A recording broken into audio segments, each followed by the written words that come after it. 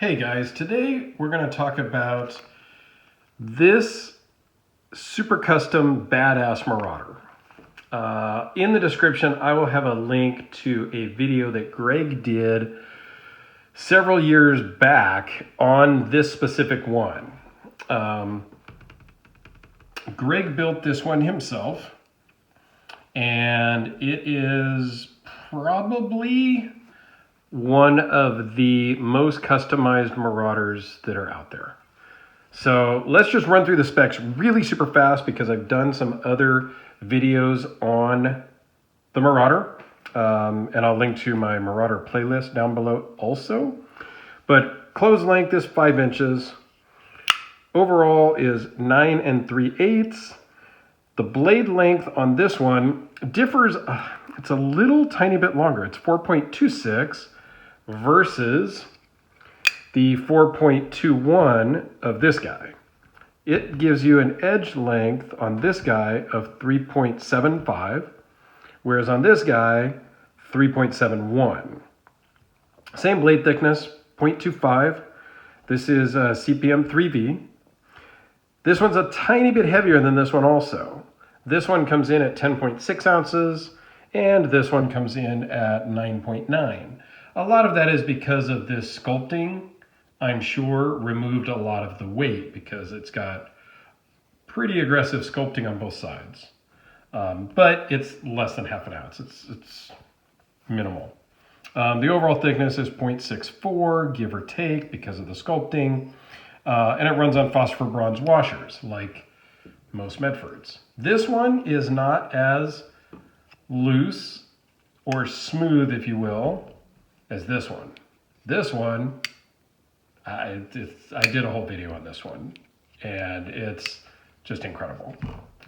So let's just do a close-up of this across the board. It starts off with this crazy Vulcan, which you saw on my last video of 50 Shades of Vulcan, where I kind of showed a good sampling of the Vulcan finishes that I have.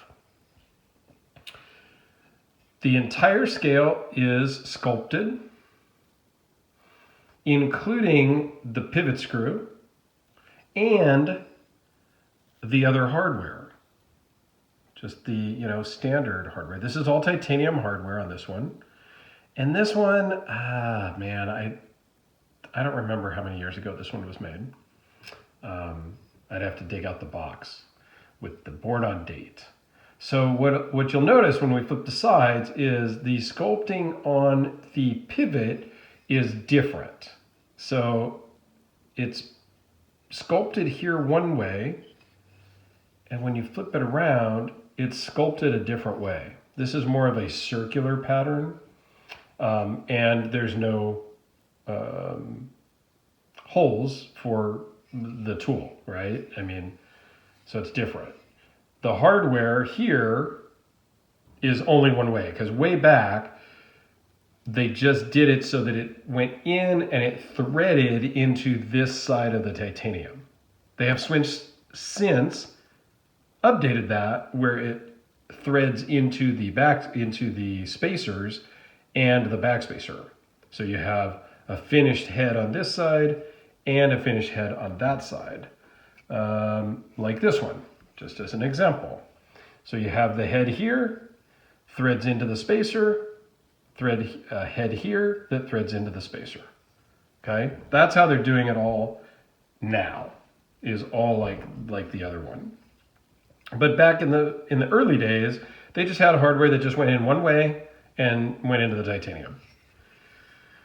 So on the back side, they did not sculpt the lock face, but they did sculpt the clip as well as the hardware for the clip. Again, pretty wild. And it's got a little bit of scratches here from carrying in the pocket. Probably that little rivet that's in your pocket, I guess. I'm not really sure, but that's kind of a common thing, which is fine. I carry my stuff. And again, the crazy Vulcan on this side. Across the top, We've got sculpting across the spine and across the edges of both scales, all the way around to there. And then on the front side, there is no sculpting.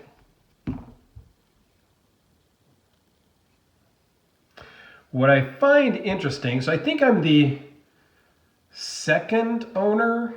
I got it from a good buddy of mine, John. John is a huge Medford collector.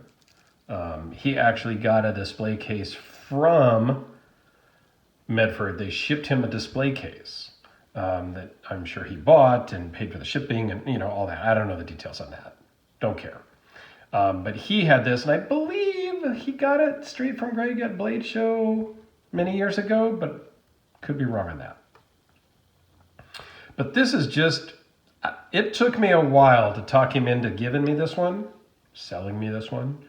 And then it took me a while to get him paid off for this one. Because this is not a cheap knife. So one thing about some Medfords and on other makers with thick blades, when you have a thick blade, 1/4 inch or bigger, that means you have a really wide opening here. It can be problematic at times, and we'll see if we can get down in here to show you.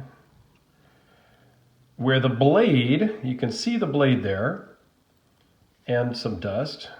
Sometimes the blade will be so close to the scale that if you were to run your finger this way, you could cut your finger on the blade. Now, on this particular knife, I do not feel the blade here. And we'll measure that real quick. Where I do is right here at the tip. And it's hard to really show, but at the very edge, if you are to run your finger this way, you can, with any pressure, I am catching my finger on the tip of the blade. And I have cut myself. As you're putting it back in your pocket, you may inadvertently rub your finger here and cut your finger. The tip of the blade is 0.08 inches below the scale at its closest point.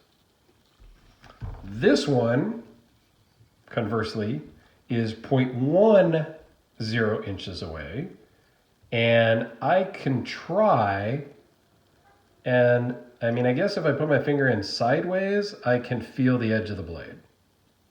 But normal, you cannot feel the edge of the blade, or the tip of the blade.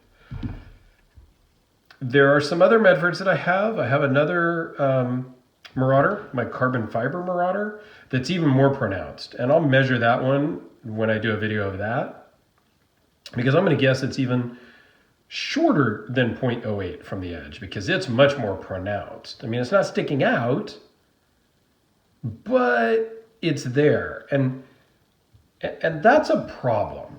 Okay, I love this knife. I love the MKT brand, but that's a problem if it's sticking out enough, and I get it.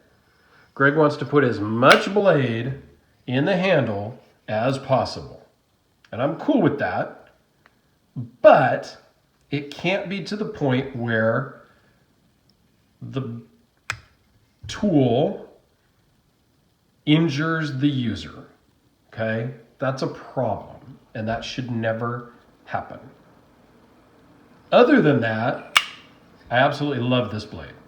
Okay, it does have the same problem of this being a hard edge, okay?